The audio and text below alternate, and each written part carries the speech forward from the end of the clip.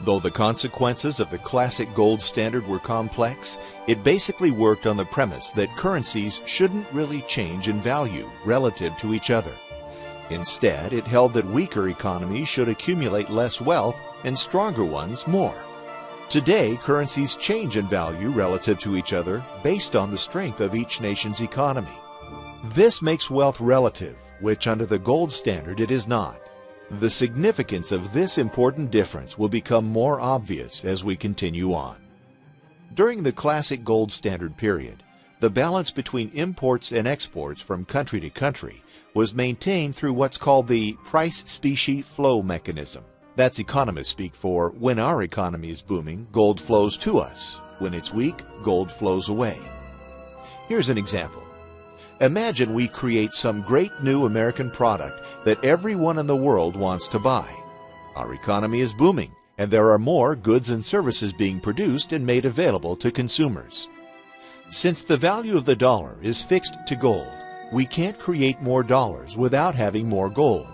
As supply of goods increases and the number of dollars to buy them is unchanged, the price of those goods goes down. It's simple supply and demand. As prices here at home come down, people overseas want to buy our cheap goods. Thus, our exports increase. As our exports to other nations increase, they send us money, which under the classic standard is the same as gold. Thus, America sees an inflow of gold. As the amount of gold we hold increases, so does our money supply, and prices begin to increase as a result. Likewise, when our economy slows and prices at home increase, we buy more from overseas, and our imports increase relative to our exports.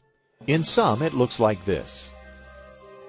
Economic growth leads to more availability of goods, which leads to prices falling. Falling prices leads to exports increasing, which leads to gold flowing in. Gold flowing in leads to higher money supply, which leads to prices rising, which equals equilibrium. Or economic recession leads to less availability of goods, which leads to prices rising. Rising prices leads to imports increasing, which leads to gold flowing out to other nations. Gold flowing out leads to lower money supply, which leads to prices falling. And that equals equilibrium. In the end, what the gold standard did was create long-term price stability. Local economic growth created falling prices, which were then brought back up again by an inflow of gold. The problem, of course, is that governments don't have the ability to control how quickly and how smoothly the process works. The gold standard, for all its simplicity and stability, does not necessarily fit the time frame of electoral cycles and short-term political goals.